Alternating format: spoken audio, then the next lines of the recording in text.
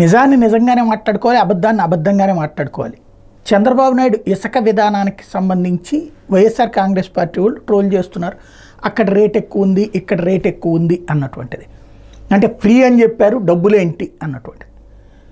నేను గతంలోనూ చెప్పా, ఇప్పుడు చెప్తున్నా, ఇసుక విధానానికి సంబంధించినటువంటి విషయంలో జగన్ కంటే చంద్రబాబు బెటర్ అనినే భావిస్తారు. ఫ్రీ పేరుతో డబ్బులు తినరని ఎవరు అనుకోవట్లా, ఇక్కడ జగను తినలేదని ఎవరు అనుకోవట్లా. ఇద్దరి హయాంలో డబ్బులు తింటారనే భావిస్తారు. నెంబర్ 1.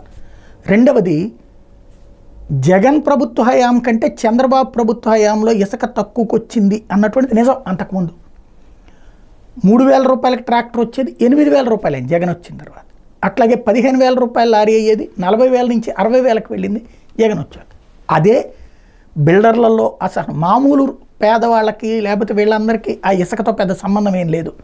వెంటనే అంటారా ఎట్టా కాదు, భవన నిర్మాణాలు ఏమీ ఆగల, ఎప్పుడు జరిగిపోతూనే ఉన్నాయి. ఇంకా ఆ కార్మికులకు సంబంధించిన కాస్ట్ పెరిగింది తప్పించి తగ్గలేదు. నేను ఆ విషయంలో అయితే విభేదిస్తా. కానీ పర్ఫెక్ట్గా ఇసుకకి సంబంధించినంత వరకు రేటు పరంగా అందుబాటులో ఉండాలి, బిల్డర్కి అందుబాటులో ఉండాలి. బిల్డర్కి లాభం తగ్గిపోయి కన్జ్యూమర్ మీద భారం ఎక్కువ వేస్తే ఎట్లా ఉంటుంది? ఇప్పుడు ఇసుకకి సంబంధించి ఆ సేవరేజా లేకపోతే ఇంకోట ఓ 4-5 రకాల పేరు చెప్తారు. వాటిట్లో వాటికి వెళ్తుంది, అట్లాగే కొంతమందికి డబ్బులు వెళ్తాయి అక్కడ ఉన్నటువంటి నాయకులకి. కాకపోతే పాయింట్ ఏంటంటే జగన్ హయాంతో కంపేర్ చేసినప్పుడు ఎక్కువ తక్కువ అంటే 2014-19తో పోల్చుకుంటే 19-24లో ఎక్కువ ఇసుక రేటు, ఇప్పుడు అది తగ్గిస్తున్నారు. ఇది అనేక ప్రాంతాల్లో కనబడుతుంది. కొన్ని చోట్ల ఎక్కువ ఉంటే ఆ ఎక్కువ ఉన్నటువంటిది కూడా మాట్లాడచ్చు, అప్పుడు దాన్ని సరిచేసేటటువంటి ప్రయత్నం చేస్తారు. బట్ చంద్రబాబు ఇలా చేస్తారని జనానికి తెలుసు. ఇప్పుడు మనం ట్రోల్ చేసినందువల్ల కొత్తగా పోయేదేం లేదు.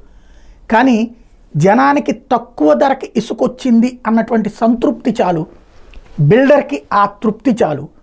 అంతకంటే ఎక్కువకి వస్తే బిల్డర్లే మాట్లాడతారు, సార్ ఇట్లా తేడా వచ్చింది అన్నటువంటి. కాబట్టి ఈ లోపే అదేదో ఎద్దినింది అంటే కనుక దూడని గట్టును కట్టేయమన్నటువంటి సామెత తరహాలో వెంటనే ట్రోల్ చేసేసుకుంటున్నారు. నడిచిపోతూ ఉంటుంది మన సోషల్ మీడియా కాబట్టి.